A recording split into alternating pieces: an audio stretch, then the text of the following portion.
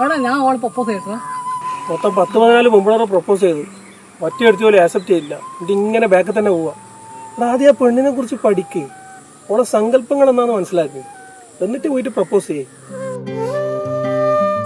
നീ സങ്കടപ്പെടാൻ വേണ്ടി പറഞ്ഞല്ല. നീ ഒരു കാര്യം ചെയ്യ്, ആദ്യം പോയിട്ട് അവളെ പ്രപ്പോസ് ചെയ്യല്ല, ഓളോട് ഓളെ സങ്കല്പങ്ങളെ കുറിച്ച് ചോദിക്കും.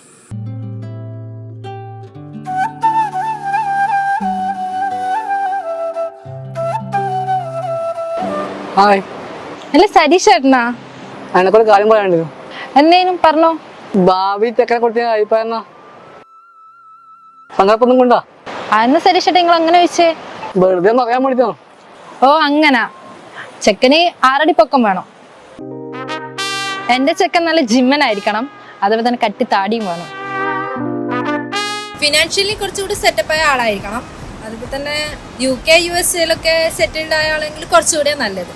പിന്നെ സരീഷട്ട് ഒരു കാര്യം കൂടി, പെങ്ങളും അമ്മയും അമ്മയുള്ള വീട്ടിലേക്കാണെങ്കിൽ ഞാൻ പോവില്ല. പിന്നെ ചെക്കൻ സ്വന്തമായിട്ട് വീടെടുത്തിരിക്കുന്നതാണെങ്കിൽ ഞാൻ പോകും. എന്നാ ശരി, ഞാൻ പോട്ടെ. എല്ലാ സരീഷട്ട് എന്താ ഇങ്ങനെ ചോദിച്ചു? നീ ഇവിടെ മംഗളം കഴിക്കണമെങ്കിൽ അടുത്ത വീടിന്റെ അമ്മയും പെങ്ങളും പുറത്തായി പോകും.